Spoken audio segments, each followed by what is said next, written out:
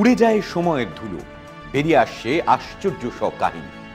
আর সেই কাহিনীকে ঘিরে থাকে পরিচিত অপরিচিত নানান ব্যক্তিত্ব। ভারত আমার ভারতবর্ষের পর্বে পর্বে সেই সব দেখাতে শোনাতে হাজির হই আমি কৌশিক। আজকের পর্বের লেখক বিশিষ্ট সাংবাদিক আশিস চট্টোপাধ্যায়।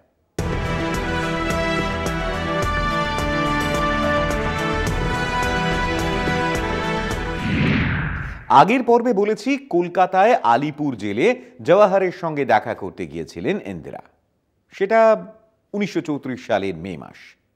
এই কলকাতা সফরের কথা ইন্দিরা নিজেই জানাচ্ছেন তাঁর আত্মজীবনীতে। তিনি বলেছেন, পিতার সঙ্গে সাক্ষাৎকারটি বহু আকাঙ্ক্ষিত হলেও স্বস্তিদায়ক হয়নি মোটেই। কলকাতায় বাকি কদিন থাকার সময় মা ও মেয়ে বেলুড়ে অবস্থিত রামকৃষ্ণ মঠে যেতেন। নদীর তীরে শান্ত পরিবেশে বসে থাকতেন। সেই মুহূর্তগুলো ইন্দিরার কাছে খুব মূল্যবান ছিল। তিনি বলেছেন, বেলুড় মঠে বসে থাকার সেই নীরব গভীর সময়ে তার মনে নানা নতুন চিন্তা এসে ভিড় করত, নানা অভিজ্ঞতাকে ফিরে দেখা যেত। আমরা আগেই বলেছি, কমলা নেহেরু বেলুড় মঠের এক সন্ন্যাসীর কাছে দীক্ষা নিয়েছিলেন, কিন্তু তখনকার মতো সে বিষয়টি কমলা গোপন রাখতে চেয়েছিলেন। ইন্দিরাকে নিয়ে দিনের পর দিন বেলুড়ে গিয়েছেন কমলা। তাহলে কি দীক্ষা নেওয়ার ব্যাপারটাও কন্যাকে বলেছিলেন? সেটাই সম্ভব, যদিও ইন্দিরা নিজে কিছু জানাননি। জওহর ও কমলা আগেই ঠিক করেছিলেন ইন্দিরাকে শান্তিনিকেতনে ভর্তি করবেন। সেজন্য মা ও মেয়ে কলকাতায় রইলেন কিছুদিন। 1934 সালের 7ই জুলাই মা কমলা নেহেরুর সঙ্গে শান্তিনিকেতনে ভর্তি হতে আসেন ইন্দিরা। বিশ্বভারতী বিশ্ববিদ্যালয়ে আইএ ডিগ্রি কোর্সে পড়তে এসেছিলেন জওহর কন্যা। সেকালে ম্যাট্রিক পাশ করার পরে আইএ পাশ করে তবে বিএ কোর্সে ভর্তি হওয়া যেত। শান্তিনিকেতনে আসার প্রথম মুহূর্তগুলো বেশ মজার। ইন্দিরা কোথাও ছাত্রছাত্রী, শিক্ষক শিক্ষিকা বা ক্লাসরুম দেখতে পাননি। খুঁজতে খুঁজতে অবশেষে তিনি আবিষ্কার করেন এখানে ক্লাস হয় গাছতলাতে। ইন্দিরার আশ্রমিক জীবন। ইন্দিরার বসবাসের স্থান হয়েছিল শ্রী সদনে। 17 বছর বয়সী ইন্দিরাকে প্রতিদিন ভোর 4টে অন্য সকলের সঙ্গে ঘুম থেকে উঠতে হতো।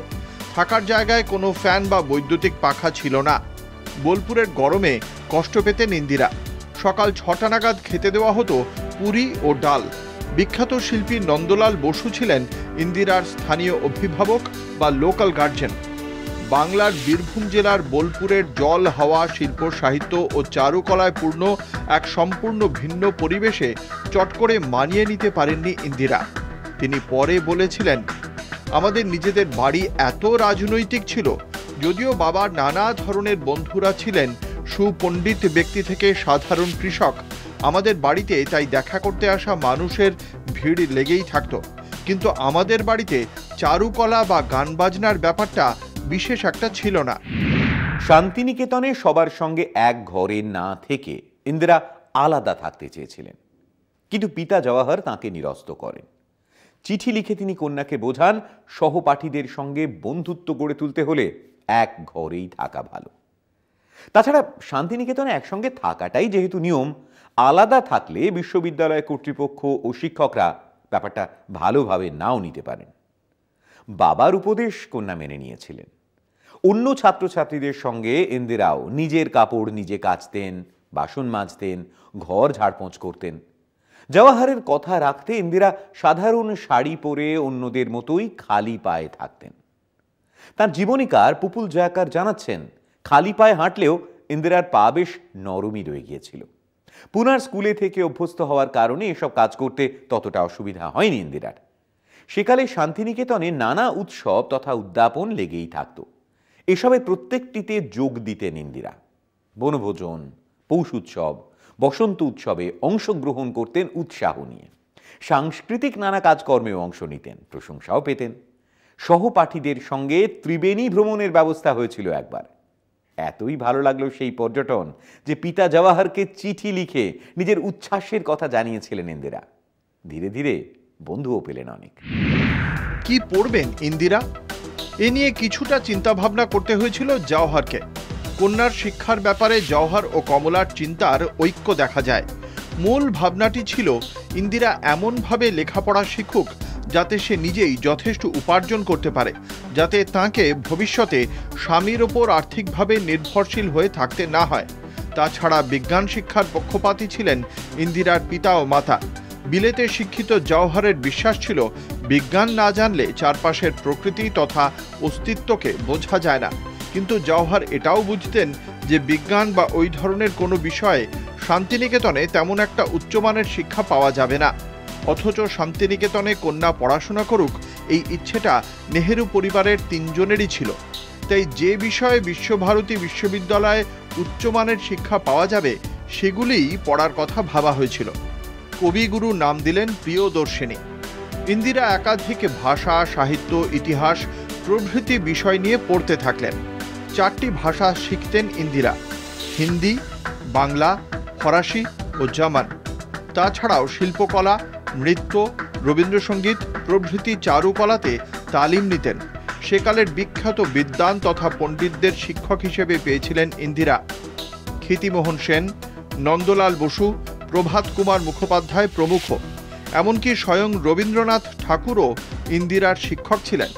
রবীন্দ্রনাথের সঙ্গে জওহর কন্যা ইন্দিরার কখনো দূর কখনো নিকট সম্পর্ক গড়ে উঠেছিল, যে বিষয়ে আমরা একটু পরেই শুনব ইন্দিরার নিজের জবানিতে। ইন্দিরাকে ভালো লেগেছিল রবীন্দ্রনাথের। তিনি কন্যার নাম রেখেছিলেন প্রিয়দর্শিনী। সেই থেকে কন্যাটি ইন্দিরা প্রিয়দর্শিনী নেহেরু নামেই পরিচিত হয়েছিলেন। সময় এখন একটা বিরতি নেবার, বিরতির পর আবার ফিরে আসছি, সঙ্গে থাকুন। আত্মজীবনীতে ইন্দিরা শান্তিনিকেতনের দিনগুলির কথা লিখেছেন। পুনার স্কুলের মতোই শান্তিনিকেতনেও খুবই সাধাসিধেভাবে থাকতে হতো। রবীন্দ্রনাথ এবং অন্য সকলেই আমার মানিয়ে নেওয়াতে বিস্মিত হয়েছিলেন। তাঁরা মনে করেছিলেন ধনী পরিবার থেকে এসেছি বলে আমার অসুবিধা হবে। সেখানে আমাদের সবাইকে ভোর 4টে উঠে কাপড় জামা ও ঘর পরিষ্কার করতে হতো। আমি কলেজের ছাত্রী, তা সত্ত্বেও কলা বিভাগের নাচ ও ছবি আঁকার ক্লাসে যোগ দিতাম। আমরা রবীন্দ্রনাথের ঘনিষ্ঠ সান্নিধ্য পেয়েছিলাম। তিনি ছাত্রছাত্রীদের শিক্ষার দিকে বিশেষ মনোযোগ দিতেন, বিশেষ করে কলা বিভাগের প্রতি। আমরা কি করছি দেখার জন্য প্রায় তিনি পাশ দিয়ে হেঁটে যেতেন। অনেক সময় নাচের ক্লাস হতো তাঁর বাসভবনে, যাতে তিনি আমাদের অগ্রগতি দেখতে পান। ইন্দিরা জানিয়েছেন, আমি গুরুদেবের মহৎ উপস্থিতিতে সশ্রদ্ধ বিস্ময়ে অভিভূত হয়ে পড়তাম, কিন্তু সংকোচের জন্য তার কাছে আমি যেতাম না। তিনিই একদিন রসিকতা করেই হয়তো বললেন, তার কাছে না গিয়ে কি তাকে অবহেলা করছি আমি? তারপর থেকে আমি তার কাছে প্রায়ই যেতাম। অনেক সন্ধ্যায় আমরা ছাত্রছাত্রীদের ছোট একটি দল তার পায়ের কাছে বসে থাকতাম। নানা বিষয়ে কথা হতো, অথবা তিনি ছবি আঁকতেন, আমরা নীরবে দেখতাম। মাঝে মাঝেই রবীন্দ্রনাথ আবৃত্তি করতেন অথবা কোনো বিষয় জোরে জোরে পড়তেন। সেই মুহূর্তগুলো ছিল নির্মল প্রশান্ত আনন্দের উৎস। সেসব স্মৃতি সযত্নে রেখে দেবার। পশ্চিমী সঙ্গীত শিখেছিলাম ফিরোজের কাছ থেকে। শান্তিনিকেতনে নানা শিল্পকলার চর্চার কথা লিখেছেন ইন্দিরা। তিনি লিখেছেন, শান্তিনিকেতন ছিল মূলত শিল্পকলা কেন্দ্র। আমি পুনা স্কুলে পড়াশোনা করার সময় এর কাছাকাছি একটা পরিবেশ পেয়েছিলাম। আমার বাবা আমাকে কবিতার অনুরাগী হতে শিখিয়েছিলেন, কিন্তু আমাদের পরিবারে গান বাজনা ইত্যাদি ব্যাপার প্রায় ছিলই না। এখানেই আরও একটি আকর্ষণীয় তথ্য জানিয়েছেন ইন্দিরা। তিনি বলেছেন, ফিরোজ আমাকে পশ্চিমী সঙ্গীতের সঙ্গে পরিচয় করিয়েছিল। ইন্দিরা তাঁর আত্মজীবনীতে দুঃখ করে বলেছেন, পরবর্তীকালে বিশ্বভারতীকে আর তেমন লাগতো না। অনেক বিশ্রী বাড়িঘর হয়ে গিয়েছিল। কবিগুরুর অনুপস্থিতিও গুরুতর পার্থক্য গড়ে দিয়েছিল। বাঙালি ছাত্রছাত্রী কমে গিয়ে ভারতের অন্যান্য ভাষাভাষী ছাত্রদল এবং প্রচুর সংখ্যায় বিদেশি ছাত্রদের দেখা যেত। আশ্রমের মতো শান্ত সুন্দর পরিবেশটি হারিয়ে গিয়েছিল। এদিকে মা কমলার অসুখ বেড়েই চলল। বিদেশে নিয়ে গিয়ে চিকিৎসা করানো দরকার হয়ে পড়ল। 1935 সালের মে মাসে শান্তিনিকেতনকে বিদায় জানিয়ে কমলার কাছে চলে গিয়েছিলেন ইন্দিরা। 1935 সালের 20 এপ্রিল রবীন্দ্রনাথ জওয়াহরলাল নেহেরুকে একটি চিঠিতে এই কথাগুলো লিখেছিলেন, ভারাক্রান্ত হৃদয়ে আমরা ইন্দিরাকে বিদায় জানালাম।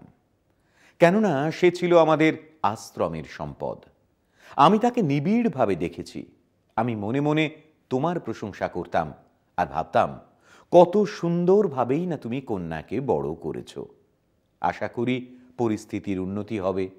খুব শীঘ্রই ইন্দিরা আবার এখানে ফিরে আসবে, পড়াশোনা চালিয়ে যাবে। ইন্দিরা অবশ্য যে 1 বছর শান্তিনিকেতনে ছিলেন সেটাও একটানা নয়। কেন, সে কথায় একটু পরে আসছি। কবিগুরুর প্রতিষ্ঠিত এই শান্তিনিকেতন আশ্রম ও সেখানের জীবনধারা কখনো ভোলেননি ইন্দিরা প্রিয়দর্শিনী। আশ্রম ছাড়ার বছর দুয়েক পরে 1937 সালে জওহরের প্রতিনিধি হিসেবে শান্তিনিকেতনে আসেন বিশ্বভারতীর চীনা ভবন উদ্বোধন করতে। আবার 2 বছর পরে শান্তিনিকেতনে আসেন, এবার বাবার সঙ্গে। জওহরলাল উদ্বোধন করেছিলেন হিন্দি ভবন। এই সময়েও রবীন্দ্রনাথ জীবিত। অনেক বছর পরে ভারতের প্রধানমন্ত্রী হয়ে বিশ্বভারতীর আচার্যের দায়িত্ব নিয়েছিলেন ইন্দিরা। কমলার শরীর ক্রমেই খারাপ হতে থাকে। একবার ইন্দিরাকে যেতেও হয় মাকে দেখতে। এই সময় জওহরকে ব্রিটিশ প্রশাসন প্যারোলে কদিনের জন্য ছেড়েছিল স্ত্রীর অসুস্থতার কারণে। কমলাকে খুঁড়িয়ে খুঁড়িয়ে হাঁটতে দেখলেন জওহর। তিনি দেখলেন তাঁর স্ত্রী মোটাসোটা এবং শিথিল হয়ে গিয়েছেন। এ সবই যেন কমলার দোষ। অন্তত সেভাবেই বকাবকি করলেন জওহর। কমলার অবস্থা তখন বেশ খারাপ। সময় এখন একটা বিরতি নেবার, বিরতির পর আবার ফিরে আসছি, সঙ্গে থাকুন। নেহেরু পরিবারের বসত বাটি আনন্দ ভবনে তখন কর্মচারীর সংখ্যা অনেকই কমে গিয়েছে। যারা আছেন তারাও কমলার দেখভাল করে না। শাশুড়ি স্বরূপ রানী বা ননদদের কোনো গরজ নেই। প্রায় অচল হয়ে গিয়েও কমলা কোনো ক্রমে গৃহস্থালির কাজকর্ম ঠেলছিলেন। এদিকে বাড়িতে সবসময় মানুষের ভিড়। সে ভিড় অনেক সময় সামলাতে হতো কমলাকে। ইন্দিরাকে সেবার সব কথা কেঁদে কেঁদে বলেছিলেন কমলা। ইন্দিরা তার বাবাকে বলেছিলেন, মায়ের এই অবস্থায় জওহরের এক সম্পর্কিত ভাই ইন্দিরার মদন কাকা কিছুদিনের জন্য এলাহাবাদে এসে থাকতে পারেন। জওহর কথাটাতে কোনো গুরুত্বই দিলেন না। কদিন পরে কমলার শারীরিক অবস্থার একটু উন্নতি হওয়ায় জওহর আবার কারাগারে ফিরে গেলেন। ইন্দিরাও ফিরলেন শান্তিনিকেতনে। ফেরার পথে বর্ধমান স্টেশনে বসে বাবাকে এক দীর্ঘ চিঠি লিখলেন ইন্দিরা। মায়ের অসহায়তা ও বাড়ির অন্য সদস্যদের নানা অবহেলার বিষয়গুলো খোলামেলা জানালেন কন্যা। এই চিঠিটির কোনো উত্তর পাননি ইন্দিরা। শান্তিনিকেতনে কি ইন্দিরা কোনো প্রেমের সম্পর্কে জড়িয়েছিলেন? এই প্রশ্নটি ঘিরে নানা আন্দাজ ও কল্পকাহিনী ছড়িয়ে আছে। ইন্দিরার জীবনীকার পুপুল জায়াকার কেবলমাত্র একটি ঘটনার কথা জানিয়েছেন। শান্তিনিকেতনে পড়ার সময় ইন্দিরার ফরাসি ভাষার শিক্ষক ছিলেন ফ্র্যাঙ্ক ওবেরডর্ফ নামে একজন জার্মান পণ্ডিত ব্যক্তি। ফ্র্যাঙ্ক সম্ভবত ইন্দিরার প্রেমে পড়েন। তিনি বারবারই বলতেন ইন্দিরাকে দারুণ সুন্দর দেখতে। ইন্দিরার অন্য নানা গুণেরও প্রশংসা করতেন তিনি। ইন্দিরাও ফ্র্যাঙ্কের সঙ্গে বন্ধুর মতো মিশতেন। নিঃসঙ্গ হয়ে যাওয়া জওহর কন্যা তাঁর নানা অসহায়তা উদ্বেগের কথা জানাতেন ফ্র্যাঙ্ককে। এসবের মধ্য দিয়েই পরস্পর মানসিকভাবে কাছাকাছি এসেছিলেন। জার্মান যুবকের প্রেম, ইন্দিরার প্রত্যাখ্যান। জার্মান যুবক ফ্র্যাঙ্ক ওবেরডর্ফ ইন্দিরাদের ফরাসি ভাষা পড়াতেন। ইন্দিরার সঙ্গে তাঁর বন্ধুত্বের সম্পর্কে তাল কেটে যায় যখন ফ্র্যাঙ্ক সরাসরি প্রেমের প্রস্তাব করেন। 34 বছর বয়সী ওই পুরুষটিকে বন্ধু তথা সখার মতোই দেখতেন ইন্দিরা, যাকে সব কথা বলা যায়। প্রেম বা বিয়েতে তীব্র আপত্তি ছিল 17 বছর বয়সী মেয়েটির। সে কথা সোজা জানিয়ে দেন ফ্র্যাঙ্ককে। কিন্তু ফ্র্যাঙ্ক সেখানে থেমে না গিয়ে বারবার প্রেমের প্রস্তাব দিতে থাকেন। এতে ইন্দিরা যথেষ্ট উদ্বিগ্ন ও বিরক্ত বোধ করতেন। এই সময় ফিরোজের একটি চিঠি পান ইন্দিরা। ফিরোজ তাঁকে বিয়ের প্রস্তাব করেছিলেন ওই চিঠিতে। বয়ঃসন্ধিতে দাঁড়ানো মেয়েটির জীবনে এসব ঘটনা নানা আবেগ ও উদ্বেগের জন্ম দিয়েছিল। ফিরোজের চিঠিটির উত্তর দিয়েছিলেন ইন্দিরা। সেখানে জওহর কন্যা জানিয়েছিলেন বিয়ে করার কোনো ইচ্ছাই তাঁর নেই। তাঁরা সবাই স্বাধীনতা সংগ্রামের সৈনিক, সেই কাজেই সবার আত্মনিয়োগ করা দরকার, ব্যক্তিগত জীবনে বিয়ে ইত্যাদির মধ্যে জড়িয়ে না পড়ে। ফ্র্যাঙ্কের প্রেম প্রস্তাব থেকে দৃঢ়ভাবে সরে এসেছিলেন ইন্দিরা। এখানেই সেই পর্বের সমাপ্তি হয়েছিল। এদিকে কমলার অসুস্থতা বেড়ে যেতে থাকে। বাড়িতে রেখে চিকিৎসার চেষ্টা আর সম্ভব না হওয়াতে যক্ষা হাসপাতালে ভর্তি করার সিদ্ধান্ত নেওয়া হয়। জওহর সিদ্ধান্ত করলেন কমলাকে হিমালয়ের পাহাড়ি বসতি ভাওয়ালিতে নিয়ে যাওয়া হবে। অধুনা উত্তরাখণ্ড রাজ্যের নৈনিতাল একটি প্রসিদ্ধ শৈল শহর। এই শহরের পাশে ভাওয়ালি নামে স্থানে অবস্থিত ভাওয়ালি যক্ষ্মা নিরাময় হাসপাতাল বা টিবি স্যানিটোরিয়াম। এটি স্থাপিত হয়েছিল 1912 সালে। চিকিৎসার ব্যবস্থা ও আনুষঙ্গিক নানা কারণে এটি ছিল সে যুগের বিখ্যাত যক্ষ্মা চিকিৎসা কেন্দ্র। ভাওয়ালিতে মাকে নিয়ে যাওয়া ঠিক হতে শান্তিনিকেতন থেকে এলাহাবাদে চলে আসেন ইন্দিরা। কমলাকে সঙ্গে করে ভাওয়ালিতে নিয়ে গেলেন কন্যা। একজন চিকিৎসক ডাক্তার মদন অটলও গেলেন। এই ডাক্তার অটল সম্পর্কে কমলার ভ্রাতুষ্পুত্র। সঙ্গে গেলেন ফিরোজ গান্ধী, বাড়ির কর্মচারী হরিলাল প্রমুখ। যক্ষ্মা সংক্রামক রোগ জেনেও ফিরোজ এই সেবা কাজে সাগ্রহে এগিয়ে এসেছিলেন। ভাওয়ালিতে 2টি কটেজ ভাড়া নিয়ে কমলা ও সহযাত্রীরা উঠলেন। 1934 সালের দ্বিতীয়ার্ধে কমলা নেহেরুকে যক্ষ্মা হাসপাতালে দেখানো হলো। ভাওয়ালিতে তেমন একটা উন্নতি হলো না কমলার। জওহর এলেন আলমোড়া কারাগারে। জওহর যেতে চাইছিলেন কমলার কাছে, সেজন্য তিনি ব্রিটিশ কর্তৃপক্ষের কাছে দরখাস্তও করেছিলেন। ব্রিটিশরা রাজি হয়েছিল, তবে এই শর্তে যে জওহর কোনো রকম রাজনৈতিক কাজে অংশ নিতে পারবেন না। জওহর সে শর্ত মানলেন না। কমলাও জানিয়ে দিলেন রাজনীতির সঙ্গে সংস্রব ত্যাগ করার শর্ত মেনে জওহর যেন ভাওয়ালিতে না আসেন। ব্রিটিশদের সঙ্গে একটা টানাপোড়েন সৃষ্টি হলো। অবশেষে ব্রিটিশরা ঠিক করল ভাওয়ালির নিকটবর্তী আলমোড়া কারাগারে জওহরকে ট্রান্সফার করা হবে। প্রতি 3 সপ্তাহে একবার তিনি কমলাকে দেখতে যেতে পারবেন। প্রাথমিকভাবে মনে হয়েছিল কমলার বুঝি একটু উন্নতি হচ্ছে, যদিও ভাওয়ালি যক্ষ্মা হাসপাতালের প্রখ্যাত চিকিৎসক ডক্টর ক্যাকার বললেন যক্ষ্মা বহুদূর এগিয়ে গেছে। ইন্দিরা তথা বাড়ির অন্যদের মনে হয়েছিল হিমালয়ের সুন্দর নির্মল পরিবেশে কমলা হয়তো ভালো হয়ে উঠবেন, কিন্তু তা হলো না। এই দিনগুলোতে জওহরকে কয়েকবার স্ত্রীর সঙ্গে দেখা করতে দিয়েছিল ব্রিটিশ প্রশাসন। এই দারুণ মারণ রোগে আক্রান্ত নারীর মধ্যে ওই দিনগুলোতে জওহর তার প্রথম দিককার প্রেম পুনরাবিষ্কার করেছিলেন। সে বড় কষ্টের ফিরে পাওয়া। সে গল্পে আমরা থাকব। চোখ রাখুন কলকাতা টিভিতে। ভারত আমার ভারতবর্ষ আজকের মতো এ পর্যন্ত। কথা হবে আবার সামনের পর্বে নতুন কোনো বিষয় নিয়ে। দেখছেন কলকাতা টিভি, রাত দিন 7 দিন।